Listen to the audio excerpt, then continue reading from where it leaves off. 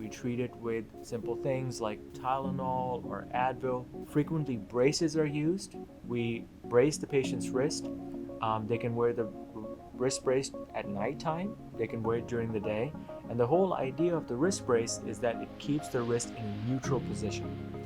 So when the wrist is in a neutral position, there's less pressure on the nerve right here that causes carpal tunnel syndrome. A wrist brace can be very helpful in improving their symptoms. Now, therapy sometimes can also help. We have hand therapists in our practice who do a lot of treatment modalities that can help with improving symptoms of carpal tunnel. So if we've done all of this, if we've done a brace, if we've done therapy and some simple medication and symptoms are not better, then frequently we'll proceed to nerve testing, or maybe we already have done a nerve test at this point.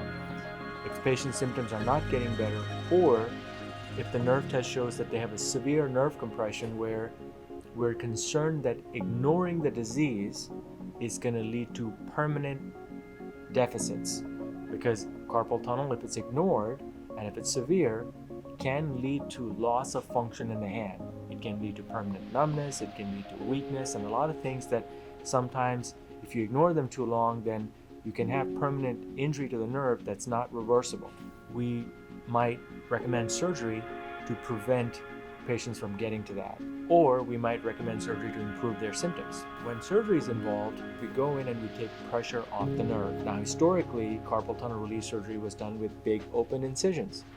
These days, we do it endoscopically. Endoscopically means we do it through a camera. So there's a little tiny incision. We make it right in the wrist, and what that does is it leads to lesser pain with surgery and quicker recovery. So typically, when I do this surgery for patients, we do it on a Friday, and they take the weekend off, and I let them return to work on a Monday.